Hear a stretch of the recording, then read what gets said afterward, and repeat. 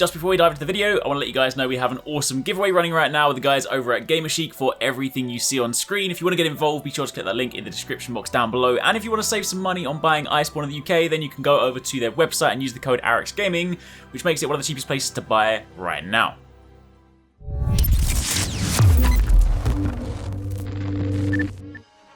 Hey, what's going on guys? Arekkz here, welcome back to another video for Monster Hunter World Iceborne, and today I want to make a new 2.0 version of how to be a better hunter. I made one of these back in Monster Hunter World because of course there are a lot of players that were new to the game or new to the series back then. However, now that of course all of you guys have dived into Iceborne, a lot of you guys are Master Hunters heading into Master Rank, so things won't be quite so basic, but there are a few handy tips, things that you should definitely be doing, things that people are still not doing, that I thought I'd put together in this video so that you can start being more effective in your hunts, you can start being a better teammate, and ultimately be a better hunter. So, if you guys do enjoy this, then I'd like to be super appreciated. If you've got any more points, any more pointers, tips, anything like that, drop them in the comments down below. But let's start off with point number 1, which is what I like to call the Clutch Claw Wallbang or the Clutch Claw Yeet. Basically, the action of sending a monster running into a wall. Now, I'm sure a lot of you guys know about this already, however, there are a lot of people that still don't know how to do this, or how to know when you can do this, and are just not using it effectively. So, I want to break it down and give you a super quick tutorial because this is really important. Back in Monster Hunter World, it all used to be about flashing monsters, flashing about the sky, but in Master Rank, monsters are much more resistant to flashes, so if you really want to CC them and lock them down outside of traps, you kind of want to be yeeting them into the wall. That's kind of what our team have affectionately called it. This is the Clutch Claw Yeet. Basically, you clutch onto the monster, and of course you fire your slinger ammo, and that will then send them hurtling in the direction that they are facing. Now, before you can do that, it's worth noting there are a few things you can do, of course, when you climb onto the monster. You can typically move around. You can, of course, press X to jump off if you just, did it by accident or don't want to be there. You can press triangle to perform your weapon-specific attack, which, if you're using the heavy weapons, then that will immediately apply a weak spot. If you're using the lighter weapons, it'll drop slinger ammo on your first attack. The second time you do it, it will then turn it into a weak spot. If you happen to be on the monster's head and you press circle, that will then change where the monster is facing. If you are on the left side of their head, they will then turn clockwise. If you are on the right side of their head, they will turn anti-clockwise. It's worth noting, you can turn a monster a total of 3 times. After the 3rd time, they will get angry. You also won't be able to turn them anymore, so you can't just sit there making them spin around in circles. So you, generally speaking, want to try and think about this logically and ensure that if you're going to be turning them, you A, turn them the right way, and B, turn them as few times as possible so you can then of course do the all-important move. It is also worth noting that if you do want to turn the monster, you do have to be grappled onto their head. So if you're trying to slap them on the leg or the tail, this isn't that kind of game, You need to be on their head if you want to turn the monster. Because the final one, of course, is the yeet itself. When you press right trigger or R2 on the monster's head, you will fire your slinger ammo into them. This of course uses pretty much any slinger ammo you have equipped. The only things it doesn't work with are things like flash bombs, sonic bombs, dung pods, knives. Those are the kind of things you bring with you, but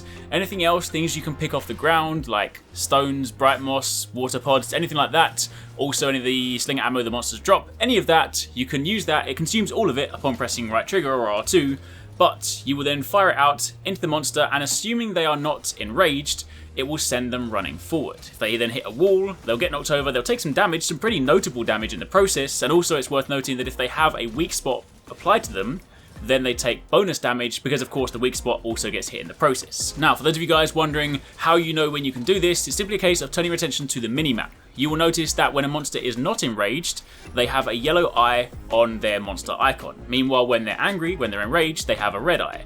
When they're enraged, you can't do this. When they're not enraged, you can. There is occasionally an exception where they're kind of in a transitional period between going from not enraged to enraged, so sometimes you might jump on them, they've got like a yellow eye and you'll be like, why have they not run?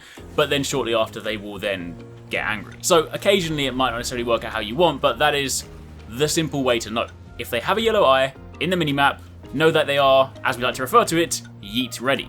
Jump on them, turn them to face a wall, throw them into the wall, knock them down, and use that to maximize your damage potential. This is incredibly important whether you're hunting solo, whether you're hunting in a team. Sometimes you can even get a couple of yeets back to back because there are some monsters, some of the slightly less aggressive ones, things like Coral Puke Puke, who you might be lucky enough to run them into a wall, they get back up and you can do it again before they get angry. That doesn't often happen, but it is still something you can do. Either way, this is without question something you should be doing in Iceborne.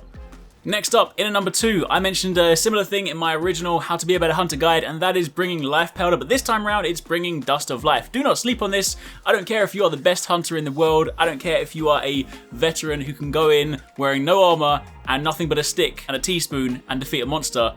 Occasionally you'll be hunting with someone and they're gonna get slapped. They're gonna get dizzy, they're gonna get poisoned, and Dust of Life is a huge lifesaver. This is basically life powder on steroids, and given that you're in master rank and things hit a lot harder, this is often quite useful. So don't forget to always bring this with you on quests, and more importantly, bring the items needed to combine it, which is Godbug and Gloamgrass Bud. Assuming you've upgraded your farm, you can also farm Gloamgrass Bud, so bring them with you, because then you can put them onto your crafting wheel, and anytime someone is in a pinch, you can use your Dust of Life, and you'll be the best teammate.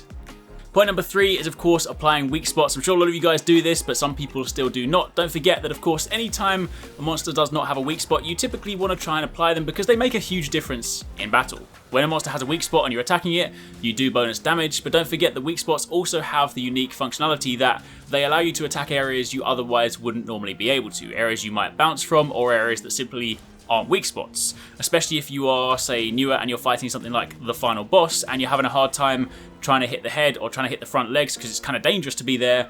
If you go to the back and you apply a weak spot, then you can attack the back legs and still do good damage without having to put yourself in harm's way. It's really easy to see if a weak spot needs applying because, of course, there is always visible scarring if there is one on the monster, so if you don't see that, just be a good hunter, jump on, apply it, you're helping everybody out, and if you're solo, you're helping yourself out.